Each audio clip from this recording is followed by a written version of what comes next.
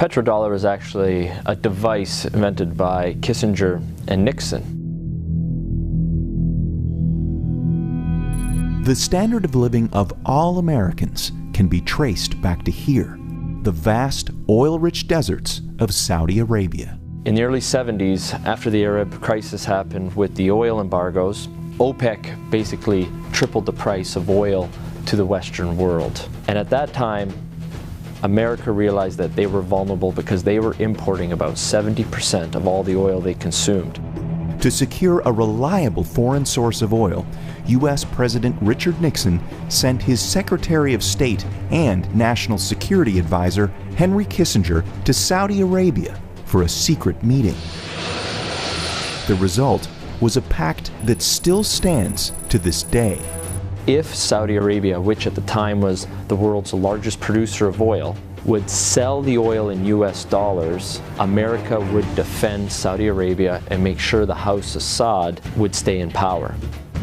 As a direct result of this US-Saudi agreement, all other oil-producing nations also adopted the dollar as the de facto medium of exchange.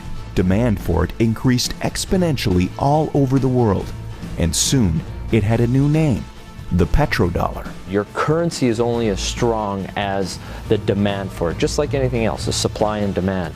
Why the petrodollar is important, it causes a demand for the US dollar. A lot of Americans don't realize that over 70% of all the $100 bills in the world are actually outside of the US. There's more $100 bills in Russia than there are in America.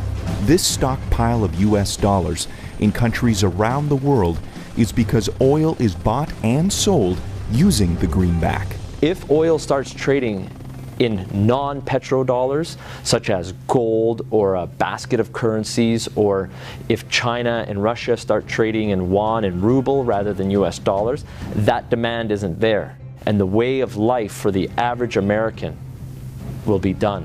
It will be worse than the Great Depression.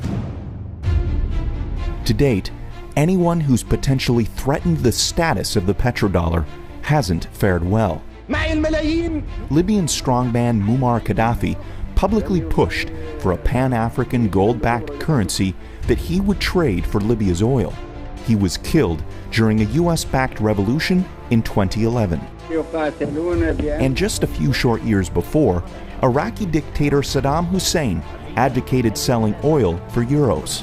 At this hour, American and coalition forces are in the early stages of military operations to disarm Iraq. The U.S. invaded under the guise of looking for WMDs. Iraq did not have any weapons of mass destruction, and interestingly enough, after the Americans invaded, took over, put in their own government, the whole concept of selling oil in euros never surfaced again. Today, many countries resent the current petrodollar system, and their leading spokesperson is none other than Russian President Vladimir Putin. Americans should be very worried about what Putin can do. There is a new Cold War going on. It is the colder war. That is exactly what's going on. And who's in the center of this push? Vladimir Putin. And the petrodollar is so crucial to the colder war. The only thing holding America right now at the top is the petrodollar. And let me make it very clear. If the petrodollar dies, so does America as a superpower.